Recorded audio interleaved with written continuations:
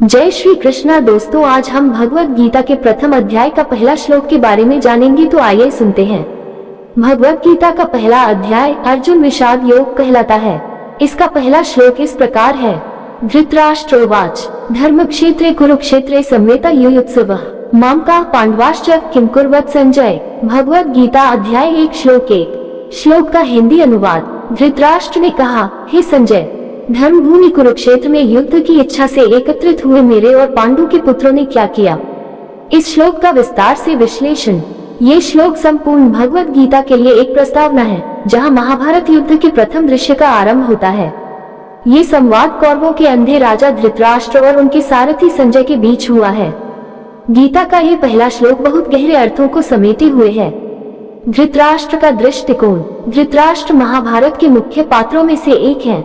वे जन्म से अंधे थे और इस कारण से वे स्वयं युद्धस्थल पर जाकर युद्ध को देख नहीं सकते थे। इसी कारण वे अपने मंत्री एवं दिव्य दृष्टि वाले संजय से युद्ध का वर्णन सुनते हैं। यहाँ एक महत्वपूर्ण बात ध्यान देने योग्य है कि धृतराष्ट्र को पहले से ही ज्ञात था कि यह युद्ध केवल बाहरी रूप से एक राज्य के लिए संघर्ष नहीं है, बल्कि यह धर्म और अधर्म की लड़ाई है। फिर भी उनके भीतर अपने पुत्रों के प्रति अत्यधिक मोह था। इस मोह के कारण वे ये जानने के इच्छुक थे कि युद्ध भूमि में उनकी संतानों का क्या हाल हो रहा है। धर्मक्षेत्रे कुरुक्षेत्रे, ये शब्द अत्यंत महत्वपूर्ण है। इस वाक्यांश में दो मुख्य शब्द हैं। धर्मक्षेत्र, इसका अर्थ है धर्म की भूमि। ये स्थान ऋषियों, मुनियों और वेदों के अध्ययन का क्षेत्र था। महर्षि वेदव्यास ने इसे एक पवित्र भूमि कहा है, जहाँ पर सत्य और धर्म की विजय निश्चित होती है। कुरुक्षेत्र, ये वह ऐतिहासिक भूमि है जहां महाभारत का युद्ध हुआ था। ये कौरवों और पांडवों के पूर्वज राजा कुरु द्वारा स्थापित किया गया था। धृतराष्ट्र को यह डर था कि कहीं ये पवित्र भूमि उनके पुत्रों के लिए अशुभ न साबित हो जाए। उन्हें संदेह था कि धर्मक्षेत्र में धर्म का पक्ष पांडव कहीं विजयी न हो जाए। संवेता युयुत्सवः, इसका अर्थ है युद्ध की इच्छा से एकत्रित हुए। इससे ये स्पष्ट हो जाता है कि दोनों पक्षों में युद्ध के लिए जबरदस्त उत्साह था। संवेता शब्द यह इंगित करता है कि यह युद्ध संयोगवश नहीं हुआ था, बल्कि यह पूर्व निर्धारित था। यह कोई अचानक होने वाली लड़ाई नहीं थी, बल्कि वर्षों से संचित द्वेष और कटुता का परिणाम था। युयुत्सव शब्द युद्ध करने की प्रबल इच्छा को प्रकट करता है। ये केवल अनिवार्यता के कारण नहीं था, बल्कि दोनों पक्ष पूरी तैयारी के साथ आए थे।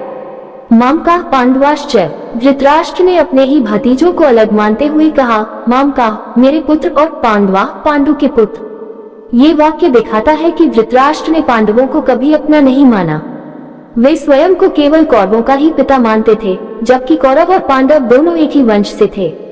यहाँ मामकाः शब्द उनकी पक्षपातपूर्ण सोच को दर्शाता है। किं कुर्वत् संजय, इस प्रश्न से धृतराष्ट्र की मानसिक अवस्था का पता चलता है। वे चिंतित थे कि युद्ध के प्रारंभ में क्या घटित हो रहा है। वे ये जानना चाहते थे कि धर्मभूमि में क्या उनके पुत्र कुछ अनुचित कर रहे हैं। क्या उनके पुत्र पांडवों की शक्ति देखकर भयभीत हो रहे हैं। क्या युद्ध में पांडवों का पलड़ा भारी पड़ रहा है। ये प्रश्न स्वयं में धृतराष्ट्र की दुविधा और उनके मन के संशय को प्रकट करता है। इस श्लोक से मिलने वाले गहरे संदेश। मोह और आसक्ति का परिणाम। धृतराष्ट्र का अंधापन केवल शारीरिक नहीं था, बल्कि मानसिक भी था। वे पुत्र मोह में अंधे हो चुके थे। उन्होंने अपने ही भतीजों पांडवों के साथ अन्याय किया, दुर्योधन के अहंकार को बढ़ावा दिया। उन्होंने इस सत्य को स्वीकार नहीं किया कि अधर्म का परिणाम हमेशा विनाशकारी होता है। धर्मभूमि का प्रभाव। कुरुक्षेत्र को धर्मभूमि कहा गया है, क्योंकि वहाँ हमेशा सत्य की विजय होती है। ये दर्शाता है कि अंततः धर्म की ही जीत होती है। युद्ध की अपरिहार्यता। महाभारत का युद्ध केवल एक बाहरी संघर्ष नहीं था, बल्कि यह जीवन के भीतर भी घटित होने वाला संघर्ष है, धर्म और अधर्म के बीच।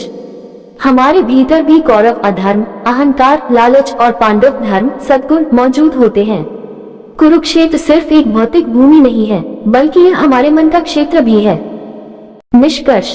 भगवत गीता के इस पहले श्लोक में महाभारत के पूरे परिदृश्य का सार समाया हुआ है। ये श्लोक धृतराष्ट्र की मानसिक स्थिति को उजागर करता है। ये धर्म क्षेत्र कुरुक्षेत्र का महत्व बताता है। ये पांडवों और कौरवों के मनोविज्ञान को दर्शाता है।